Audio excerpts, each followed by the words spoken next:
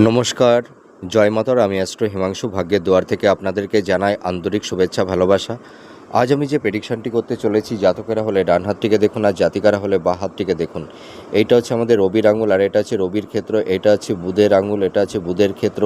আর এই যে রবি আর বুধের এই আঙুলের মাঝে দেখুন এইখানে একটা গ্যাপ ফাঁকা।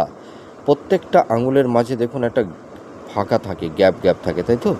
তা এই রবি আর এই বুধের আঙুলের মাঝে এই গ্যাপের ঠিক এই মিডিল অংশ থেকে যদি কোনো একটি শাখা রেখা এই রবির রেখার সঙ্গে যুক্ত হয়ে যায়, তাহলে এই সব জাতক জাতিকারা মানে পৈতৃক সম্পত্তি মানে পৈতৃক মানে উত্তরাধিকার সূত্র থেকে এরা সম্পত্তি বা অর্থ প্রাপ্তি লাভ করে থাকে। তাছাড়া দেখা যায় যে এরা শ্বশুরবাড়ি থেকেও কিছুটা সম্পত্তি এরা পায়।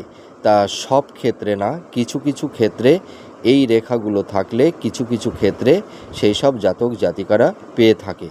এই রেখাটি থাকলেই যে পুরো পেয়ে যাবে এমন কোনো কথা নেই, কিন্তু দেখা যায় যে 60% ক্ষেত্রে তারা সেই প্রাপ্তি লাভ করে। স্থাবর ভূ সম্পত্তি বা উত্তরাধিকার সূত্র থেকে ইনহেরিটেন্সদের ক্ষেত্রে এই ধরনের প্রাপ্তি এদের হয়ে থাকে। তাছাড়া এই রেখার সঙ্গে আরেকটি জিনিস লক্ষ্য করতে হবে, যদি মঙ্গলের ক্ষেত্রে যদি এখানে বক্স সাইন বা স্টার চিহ্ন, ঠিক আছে, বা ত্রিভুজ চিহ্ন থেকে থাকে, তাহলেও এরা অনেক সময় উত্তরাধিকার সূত্র থেকে কিছু প্রপার্টি বা মানে শ্বশুর বাড়ি থেকে কিছুটা সম্পত্তি এরা প্রাপ্তি লাভ করে থাকে কোনো সময়ে। তা আপনারাই এই প্রেডিকশানটি মিলিয়ে দেখুন কতটা ম্যাচ করছে। নমস্কার, জয় মাতারা।